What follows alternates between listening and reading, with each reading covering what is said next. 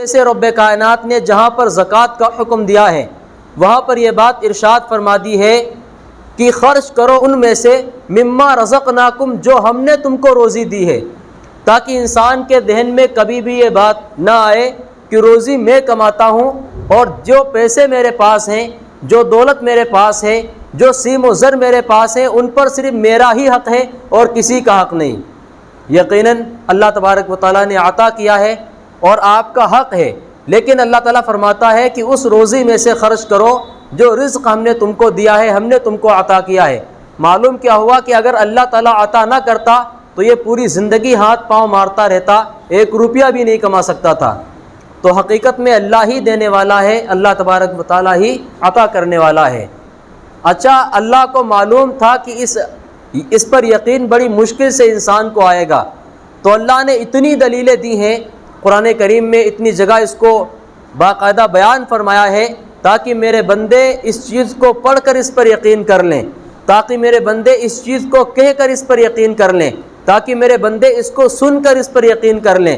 ہر طرح سے اللہ تبارک و تعالیٰ نے اس بات کو سمجھانے کی کوشش کی ہے۔ اچھا، چور چوری کیوں کرتا ہے؟ کیونکہ اس کا یقین جو ہے اللہ کے رب ہونے پر نہیں ہے۔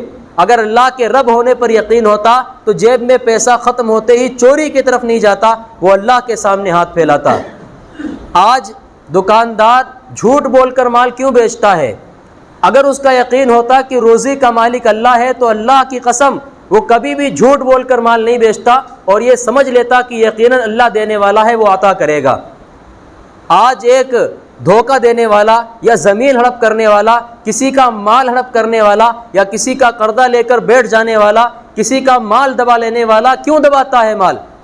کیونکہ اس کا یقین اللہ کے رب ہونے پر نہیں ہے۔ اگر اس کو پتہ ہوتا کہ پالنے والی ذات صرف اللہ کی ہے تو یقیناً وہ کسی کی زمین نہیں دباتا، وہ یقیناً کسی کا مال ناجائز طریقے سے ہڑپنے کی کوشش نہیں کرتا، کیونکہ اس کو پتہ ہے دینے والا کون ہے، اللہ دے گا۔ تو یقیناً جب اللہ دینے والا ہے تو میں غلط طریقے سے چیز کیوں لوں، کسی کا مال غلط طریقے سے کیوں ہڑپ کروں؟ کبھی بھی وہ ان چیزوں کی طرف نہیں جاتا۔ آج ہم میں مسلمانوں میں کتنے لوگ ایسے ہیں جھوٹ بول کر مال بیچتے ہیں؟ آج ہم میں کتنے لوگ ایسے ہیں جو دوسروں کو پیسہ ہڑپ کر کے بیٹھے ہوئے ہیں، دوسروں کی زمین قبضہ کیے ہوئے ہیں؟ کتنے مسلمان ایسے ہیں جو غلط زمینوں پر کیس لڑ رہے ہیں؟ ان کی نہیں ہے، ان کو بھی پتہ ہے، ان کے فرشتوں کو بھی پتہ ہے کہ زمین میری نہیں ہے، لیکن پھر بھی کیس لڑ رہا ہے۔ کیوں؟ ہڑپ کرنے کے لیے، دوسرے کا مال ہتھیانے کے لیے، کیونکہ اللہ کے رازق ہونے پر یقین ہی نہیں ہے۔ کیا ہم مسلمانوں میں ایسے لوگ نہیں ہیں؟ ہم مسلمانوں کا یہ عقیدہ ہے کہ آج اللہ تبارک و تعالیٰ کی رزاقیت کے اوپر سے، اللہ کی ربوبیت کے اوپر سے ہمارا یقین اٹھ چکا ہے۔ اگر یقین ہوتا تو یقیناً ہم ان چیزوں کی طرف کبھی بھی نہیں جاتے۔ اللہ کو معلوم تھا کہ میرے بندے یہ یقین بڑی مشکل سے دل میں بٹھائیں گے، اللہ کو معلوم تھا کہ بڑی مشکل سے یہ یقین اور یہ اعتقاد میرے بندوں کے قلوب کے اندر بیٹھے گا۔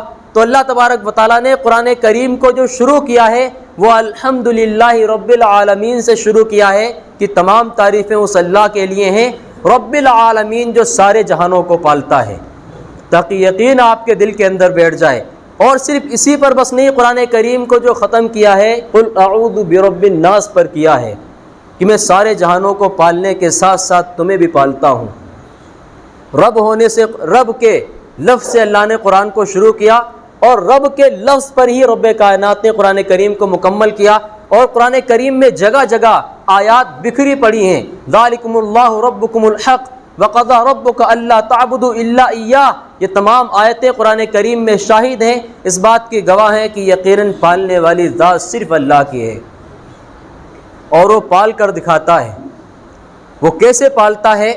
وہ ایک مچھر کو بھی کھلاتا ہے، ایک مکھی کو بھی پالتا ہے، وہ ہوا میں اڑنے والے پرندوں کو بھی پالتا ہے، وہ رات کے اندھیروں میں اڑنے والے الو کو بھی پالتا ہے، اور ہر ایک کی نظر پڑنے پر جسے ہر انسان مارنے کو دوڑے، سانپ، وہ اسے بھی کھلاتا ہے، وہ اتنے بڑے ہاتھیوں کو کھلاتا ہے، وہ شیروں کو کھلاتا ہے، وہ چیتوں کو کھلاتا ہے، وہ بھیڑیوں کو کھلاتا ہے، بھیڑ بکریوں کو کھلاتا ہے، پتنگے پروانوں کو کھلاتا ہے، اور سمندر کی تہ میں، اندھیری کوٹری میں، اندھیری جگہوں پر تیرنے والی مچھلیوں کو پیدا بھی کرتا ہے اور کھلاتا بھی ہے۔ اور زمین کے اندر گھروں بنانے والے کیڑے مکوڑوں کو بھی پالتا ہے، وہ ہر ایک چیز کو پالنے والا ہے، ہر ایک چیز کو روزی پہنچاتا ہے۔ موسیٰ علیہ السلام کو حکم ہوا اذهب الى فرعون انه طغى کہ فرعون کو جاؤ اس کو ایمان کی دعوت دو۔ تو موسیٰ علیہ السلام کے دل میں خیال آیا کہ بیوی بچوں کا کیا ہوگا، تو راستے میں ایک پتھر پڑا ہوا تھا، اللہ نے حکم دیا کہ موسیٰ اس پر عصا مارو۔ موسیٰ علیہ السلام نے اس پتھر پر عصا مارا تو پتھر ٹوٹا، اس کے اندر سے ایک اور پتھر نکلا، حکم ہوا کہ موسیٰ اس پر بھی عصا مارو۔ موسیٰ علیہ السلام نے جب اس پر عصا مارا تو پتھر ٹوٹا، اس کے اندر سے ایک اور تہ نکلی، حکم ہوا کہ اس پر بھی عصا مارو۔ جب موسیٰ علیہ السلام نے اس پتھر پر عصا مارا تو سارا پتھر ٹوٹ کر ٹکڑوں میں بدل گیا، اس کے اندر سے ایک کیڑا نکلا جس کے منہ میں ایک ہرے رنگ کی پتی تھی اور وہ اس پتی کو کھا رہا تھا۔ رب کائنات نے فرمایا موسیٰ بیٹھو، سنو کہ یہ کیڑا کیا کہہ رہا ہے۔ جب موسیٰ علیہ السلام بیٹھے اور کان لگایا تو وہ کیڑا کہہ رہا تھا سبحان من یرانی، کیا تو پاک ذات ہے جو مجھے ہر وقت دیکھتا ہے، ویعرف مکانی، اور میری جگہ کو بھی جانتا ہے کہ میں کہاں بیٹھا ہوا ہوں، ویرزقنی ولا ینسانی، اور مجھے روزی پہنچاتا ہے، مجھے بھولا ہوا نہیں ہے۔ جب کئی تہ کے اندر ایک پتھر میں اللہ تبارک و تعالیٰ اپنے ایک معمولی سی مخلوق کو نہیں بھول سکتا تو انسان اشرف المخلوقات اور پھر اوپر سے آخری پیغمبر صلی اللہ علیہ وسلم کا امتی، رب کائنات اسے کیسے بھول سکتا ہے؟ اللہ پر ایمان لانے والے کو کیسے بھول سکتا ہے؟ وہ دشمنوں کو بھی پالتا ہے، اللہ کا دوست ہو وہ اسے بھی کھلاتا ہے، اللہ کا باغی ہو وہ اسے بھی کھلاتا ہے، رات میں سجدہ کرنے والوں کو بھی کھلاتا ہے، اور رات کے اندھیریوں میں میوزک پر تھرکتے ہوئے بدن اور ان پر ناچنے والوں کو بھی کھلاتا ہے، وہ اللہ کی نافرمانی میں گانے والوں کو بھی کھلاتا ہے، وہ اللہ کی نافرمانی میں اللہ کو گالیاں دینے والوں کو بھی کھلاتا ہے، وہ ہر ایک چیز پر بادشاہ ہے اور ہر ایک چیز کو روزی پہنچانے پر قادر ہے۔ میرے بھائیوں، ہمارا یقین کیوں نہیں ہے اللہ کے رب ہونے پر؟ اور قبر میں جاتے ہی رب کائنات، قبر میں جاتے ہی سب سے پہلا سوال کیا ہے؟ من ربک، بتاؤ کون پالتا تھا؟ من ربک، پالنے والی ذات کون تھی؟ یہ نہیں پوچھے گا اللہ تبارک و تعالیٰ کہ دنیا کے اندر تم کس کو خالق مانتے تھے۔ ہر کوئی کہے گا کہ پیدا کرنے والی ذات اللہ کی تھی۔ اللہ یہ سوال نہیں کروائے گا سب سے پہلا کہ بتاؤ دنیا کے اندر سجدہ کس کو کرتے تھے۔ ہر کوئی کہے گا کہ اللہ تجھے سجدہ کیا کرتا تھا۔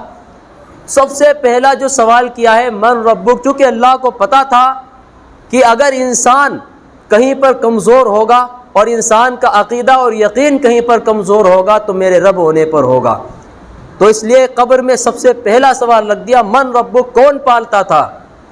بظاہر تو یہ سوال بڑا آسان ہے، اس کا جواب بھی بڑا آسان ہے، ربی اللہ، کہ میرا رب اللہ تھا، لیکن ہم کو یہ سوال بھی پتا ہوگا، جواب بھی پتا ہوگا، لیکن ہم نے دنیا میں اللہ کو رب مان کر زندگی نہیں گزاری، دنیا میں اللہ کو رب مان کر نہیں چلے، ہم منمانی کرتے رہے، اپنی جھوٹ سے، فریب سے، دھوکے سے مال ہڑپ کرتے رہے، دوسروں کا مال کھا کر گئے غلط طریقے سے۔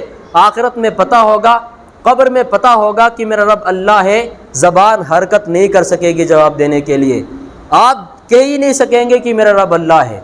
کیوں بھئی؟ دنیا میں تو رب اللہ کو مان کر نہیں آیا، اگر تیری تیاری رب اللہ کو مان کر ہوتی اور تو دنیا کے اندر اسی کے مطابق زندگی گزارتا تو تمہیں سوال کا جواب چاہے یاد ہوتا نہیں ہوتا، خود بخود قبر میں آپ کی زبان سے نکل جائے گا کہ میرا رب اللہ ہے۔ دنیا میں رب مان کر تو چلے اللہ کو، جواب وہی دے پائے گا قبر میں کہ میرا رب اللہ ہے جو دنیا میں رب اللہ کو مان کر چلتا ہو۔ ہماری جیب میں پیسے ختم ہوتے ہیں، ہم فوراً غلط کاموں کی طرف جاتے ہیں، دوسروں کے سامنے ہاتھ پھیلاتے ہیں، دوسروں کے سامنے اپنی حاجت رکھتے ہیں۔ صحابہ کرام کا دستور دیکھیں، صحابہ کرام کا طریقہ کیا تھا کہ جیب میں پیسے ختم ہوئے فوراً اللہ کے سامنے ہاتھ پھیلا دیا کرتے تھے، اللہ کے سامنے مصلی بچھا کے اللہ سے رو کر گڑ گڑا کر اپنی حاجتیں رکھا کرتے تھے، اور اللہ کو حیا آتی ہے کہ اس کے سامنے کوئی ہاتھ پھیلائے اور وہ یوں ہی خالی واپس بھیج دے۔ اللہ کے سامنے کوئی ہاتھ پھیلائے، کہے کہ یا اللہ سارے بادشاہوں کے دروازے تو بند ہو گئے لیکن یہ 3 بجے رات میں ایک تیرا ہی در ہے جو کھلا ہوا ہے اور ایک تو ہی ہے جو سننے کے لیے اس وقت تیار ہے، تو رب کائنات آخر کیوں نہیں متوجہ ہوگا اور روزانہ ہر رات میں، رات کے آخری پہر میں اللہ تبارک و تعالیٰ دنیاوی آسمان پر تشریف لاتا ہے، اور یہ صدا لگائی جاتی ہے آسمان کی طرف سے کہ ہے کوئی مغفرت مانگنے والا جس کی مغفرت کر سکوں، ہے کوئی مجھ سے روزی مانگنے والا جس کو میں روزی عطا کروں۔ روزانہ یہ صدائیں لگتی ہیں رات کے آخری پہر میں، لیکن اس وقت ہم انٹا غفیل سو رہے ہوتے ہیں، ہمیں تہجد کی تو کیا فکر ہوگی، فجر کی ہم سے نماز نہیں پڑھی جاتی، جبکہ فجر کی نماز پڑھنے سے بھی روزی میں برکتیں آتی ہیں۔ کتنے لوگوں کو آج روزی کی رزق کی شکایت ہے، کتنے افراد ایسے ہیں جو نہ جانے کیسے کیسے وظیفے پڑھ رہے ہیں، لیکن فجر کی نماز پڑھنے کے لیے تیار نہیں۔ فجر کی نماز پڑھیں گے روزی میں خود بخود برکت آنی شروع ہو جائے گی، اور اللہ آزماتا بھی ہے۔ ایسا نہیں ہے کہ آپ بڑے دیندار ہیں تو آپ کو کبھی آزمائے گا نہیں، روزی کی کمی کے ذریعے سے اللہ آزماتا بھی ہے۔ صحابہ کرام پر بھی اللہ نے آزمائشیں رکھی ہیں۔ ایک صحابی ہیں رضی اللہ تعالیٰ عنہ، حضرت حدیر، ان کے بارے میں آتا ہے کہ ایک مرتبہ اللہ کے نبی صلی اللہ علیہ وسلم نے ایک لشکر روانہ کیا، تو اس میں تنگی کا زمانہ تھا، تو آپ نے خود کچھ چیزیں پیک کر کے دی ایک تھیلے میں، تھوڑا جو، تھوڑا ستو، کھجور وغیرہ آپ نے خود پیک کر کے دیا تاکہ ہر ایک کو برابر برابر مل جائے۔ ایک صحابی ہیں حدیر رضی اللہ تعالیٰ عنہ، آپ ان کو دینا بھول گئے۔ اب وہ صحابی لشکر کے سب سے پیچھے چل رہے ہیں، اور یہ کہتے ہیں ظاہر سی بات ہے جنگ لڑنی ہے، غزوے کا موقع ہے، اور سفر میں چونکہ کھانے کی اور پیاس کی بھی ضرورت پڑتی ہے، یہ کہتے ہوئے جا رہے ہیں کہ یا اللہ تیرا نبی تو بھول گیا لیکن تو نہیں بھولا، اور میں تو بس یہی کہوں گا سبحان اللہ والحمد للہ ولا الہ الا اللہ واللہ اکبر، یہ تسبیح پڑھتے ہوئے جا رہے ہیں، اور یہی الفاظ ان کی زبان پہ جاری ہیں کہ اللہ تیرا نبی تو بھول گیا لیکن تو نہیں بھولا، یہ الفاظ کہہ رہے ہیں اور جا رہے ہیں۔ جبرائیل امین علیہ السلام فوراً اللہ کے نبی صلی اللہ علیہ وسلم کے پاس تشریف لے آئے، کہنے لگے یا رسول اللہ آپ ایک صحابی کو دینا بھول گئے۔ تو آپ علیہ السلام نے فوراً، اور جبرائیل امین نے یہ بھی کہا کہ اس کی دعاؤں نے عرش پر اس کی دعائیں ٹکرائی ہیں، اور رب کائنات نے مجھے بھیجا ہے۔ آپ علیہ السلام نے فوراً ایک تھیلی میں یہ چیزیں پیک کر کے ایک صاحب کو دیں، اور فرمایا کہ ان کو دے کر آؤ اور ذرا سننا کہ وہ کہتے کیا ہیں، وہ الفاظ کیا ہیں جو وہ کہہ رہے ہیں۔ تو پہنچے تو سب سے پیچھے یہی کہتے ہوئے جا رہے تھے کہ اللہ تیرا نبی تو بھول گیا لیکن تو نہیں بھولا، اور میں تو بس یہی کہوں گا سبحان اللہ والحمد للہ ولا الہ الا اللہ واللہ اکبر۔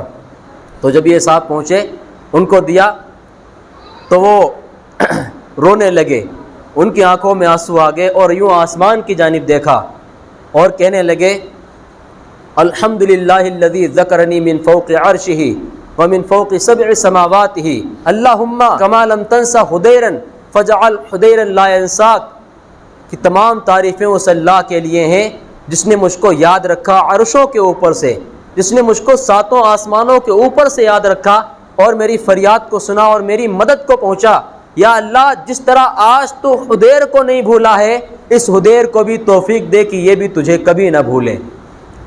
یہ دعائیں کی، اور وہ صاحب آگے اور انہوں نے آ کر بتایا اللہ کے نبی صلی اللہ علیہ وسلم سے کہ یہ الفاظ کہے تھے۔ تو آپ علیہ السلام نے فرمایا کہ ان کے یہ الفاظ ان کے نہیں ہیں، کسی صاحب کے نقل کیے ہیں، لیکن اس سے اتنا نور پھیلا ہے کہ زمین سے لے کر آسمان تک اس کا نور گیا ہے۔ تو میرے بھائیوں، اللہ تبارک و تعالیٰ کو اگر کوئی پکارے تو یقیناً وہ سننے والا ہے۔ اللہ تعالیٰ خود فرماتا ہے ادعونی استجب لکم، کہ مجھے پکارو۔ اگر آپ کسی امیر کے یہاں جائیں، ایک بار مانگے، 2 بار مانگے، 100 بار مانگے، وہ بالآخر کسی نہ کسی کہہ دے گا کہ بھائی میرے پاس مت آیا کرو، یا اس کے چہرے سے یا اس کے ماتھے پہ شکن سے پتہ چل جائے گا کہ یہ اس کو ناگوار لگتا ہے۔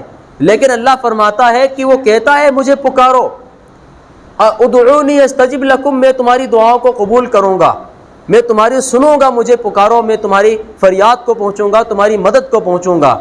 اور رب کائنات نے نماز میں بھی اپنے رب ہونے کا تکرار کروایا ہے، بار بار کہلوایا ہے کہ میں رب ہوں۔ کس طرح کہلوایا ہے کہ جب آپ کھڑے ہوتے ہیں تو کہاں سے شروع کرتے ہیں؟ الحمدللہ رب العالمین، کھڑے ہو کر کہو کہ رب اللہ ہے۔ جب آپ رکوع میں جاتے ہیں تو کہتے ہیں سبحان ربی العظیم، رکوع میں کہو کہ رب اللہ ہے۔ جب آپ رکوع سے کھڑے ہوتے ہیں تو کیا کہتے ہیں؟ ربنا لک الحمد، ہمارا رب اللہ ہے۔ جب آپ سجدے میں جاتے ہیں تو کہتے ہیں سبحان ربی الاعلی، ہمارا رب اللہ ہے۔ رکوع میں کیسے اللہ نے تکرار کروائی نماز میں؟ کیونکہ اللہ کو پتا تھا کہ یہ رب کا جو لفظ ہے اور میرا جو پالنا ہے یہ بندے کے دل میں یقین بڑی مشکل سے بیٹھے گا، تو فرمایا کھڑے ہو کر کہو کہ رب اللہ ہے، رکوع میں جا کر کہو کہ رب اللہ ہے، قوما میں اٹھو تو کہو کہ رب اللہ ہے، جب سجدے میں جاؤ تو کہو کہ رب اللہ ہے۔ یہ سارے تکرار اللہ تبارک و تعالیٰ نے کروائے ہیں۔ قرآن کو شروع کرو تو الحمدللہ رب العالمین، اور قرآن کو ختم کرو تو رب الناس پر۔ کیسے رب کائنات نے ہم سے کہلوایا ہے، اللہ نے کہا بھی، ہم کو سنوایا بھی، اور ہماری زبان سے کہلوایا بھی۔ سورہ فاتحہ ہم ہر نماز میں پڑھتے ہیں، اس کی شروع کی 3 آیتیں میں آپ کے سامنے پیش کرتا ہوں، اس کا مفہوم آپ سمجھ لیں، ذرا غور کریں۔ رب کائنات نے ارشاد فرمایا الحمدللہ رب العالمین، کہ تمام تعریفیں اس اللہ کے لیے ہیں جو سارے جہانوں کو پالنے والا ہے۔ اس میں سارے جہان کہا، چونکہ انسانوں کا الگ عالم ہے اور جناتوں کا ایک الگ عالم ہے، ان کی ایک الگ دنیا ہے، اور پرندوں کی الگ دنیا ہے، نباتات کی الگ دنیا ہے، حیوانات کی الگ دنیا ہے، تو سارے جہانوں کو پالتے ہیں۔ اور اس کی تفسیر میں ایک بہت بڑے مفسر لکھتے ہیں کہ جس طرح ہمارا یہ ایک عالم ہے، اسی طرح اس عالم کو چھوڑ کر، اس دنیا کو چھوڑ کر 80,000 دنیایں اور ہیں جن کو اللہ پالتا ہے۔ ہمیں یہاں کھلاتا ہے اللہ، اور ان دنیاؤں کو رب کائنات وہاں ان کی دنیاؤں میں کھلاتا ہے۔ تو یہ مطلب ہے رب العالمین، چونکہ ہمارے ذہن میں تو ایک عالم ہے، یہی دنیا جہاں ہم رہتے ہیں، ایک سورج دکھتا ہے، ایک چاند دکھتا ہے، اور ہمیں یہی مخلوقات دکھتی ہے جو ہمارے سامنے ہے، لیکن اس عالم کو چھوڑ کر 80,000 عالم اور ہیں جن کو اللہ تعالیٰ پالتا ہے۔ چونکہ رب کائنات نے صرف یہ نہیں کہا الحمدللہ رب العالم کہ اللہ ایک دنیا کو پالتا ہے، رب العالمین تمام جہانوں کو پالتا ہے۔ اب جتنے بھی جہان ہوں گے، رب کائنات نے جتنی دنیایں بنائی ہوں گی، ہر ایک دنیا کو اللہ تبارک و تعالیٰ پالتا ہے، اس کی مخلوق کی خبر رکھتا ہے، اس کے مخلوق کی روزی رسانی کی ذمہ داری اللہ کے اوپر ہے۔ اور جب بچہ پیدا ہونے والا ہوتا ہے، بھی ماں کے پیٹ میں ہوتا ہے، 40 دن گزرتے ہیں، نطفے کی شکل میں ہوتا ہے، جب 40 دن گزرتے ہیں تو رب کائنات اس کو ایک جمع ہوا خون میں تبدیل کر دیتا ہے۔ پھر 40 دن کا مرحلہ جب اس خون پر گزر جاتا ہے تو ایک گوشت کی بوٹی کی شکل اختیار کر لیتا ہے۔ پھر 40 دن کا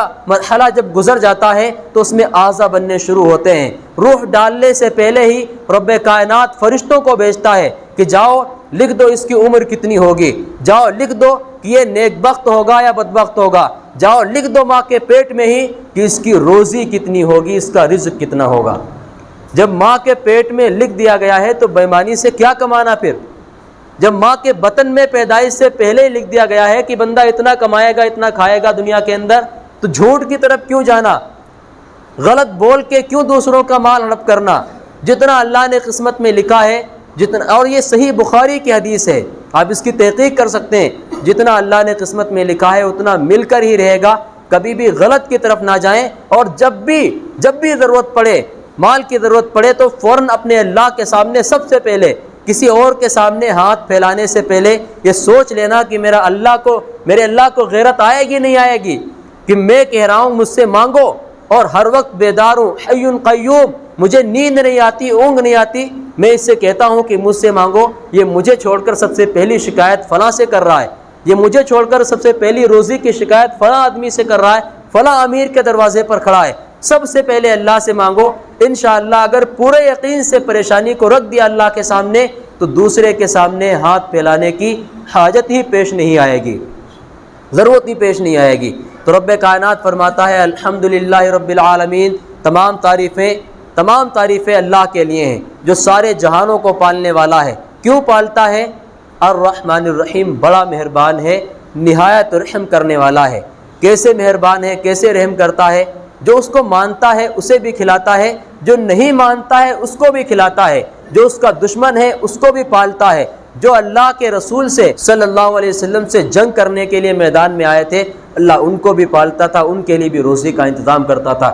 جنہوں نے اللہ کے نبی کے اوپر گندگیاں ڈالیں، اللہ ان کو بھی پالتا تھا۔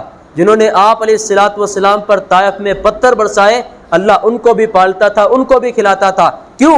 الرحمن الرحیم، بڑا ہی مہربان ہے، نہایت رحم کرنے والا ہے۔ ابراہیم علیہ السلام کھانا کھانے کے لیے بیٹھے تو بغیر مہمان کے کھانا نہیں کھاتے تھے، ماشاءاللہ ایسی بنیاد رکھی مہمان نوازی کی۔ بیٹھے ہوئے تھے، دیکھا کوئی مہمان نہیں ہے اس دن کھانے کے لیے، ساتھ میں دروازے پر آ گئے، انتظار میں کھڑے ہو گئے، جب کوئی گزرے گا جب کوئی گزرے گا تو اس کو لے کر جاؤں گا, اس کو اپنے ساتھ کھانا کھلاؤں گا. ایک کافر گزرا جا رہا تھا, اس سے کہا کہ بھائی آ جاؤ میرے ساتھ کھانے میں شریک ہو جاؤ. وہ آ گیا, بیٹھ گیا. ابراہیم علیہ السلام نے بسم اللہ پڑھ کر کھانا شروع کر دیا. اس نے بغیر بسم اللہ کے ہی کھانا شروع کر دیا. تو ابراہیم علیہ السلام نے پوچھا کہ بھائی تو بسم اللہ نہیں پڑھتا؟ اس نے کہا کہ میں تو اللہ کو جانتا بھی نہیں, تو اس کا نام کیوں لوں؟ ابراہیم علیہ السلام خلیل اللہ تھے, اللہ کے دوست تھے. کیسے گوارا کرتے کہ میرے اللہ کو کوئی نہ مانے اور میں اسے اپنے دسترخوان پہ بٹھا کے کھانا کھلاؤں؟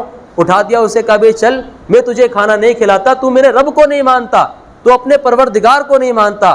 اسے واپس کر دیا اور اٹھا دیا, وہ چل اپنے راستے پھر چل دیا.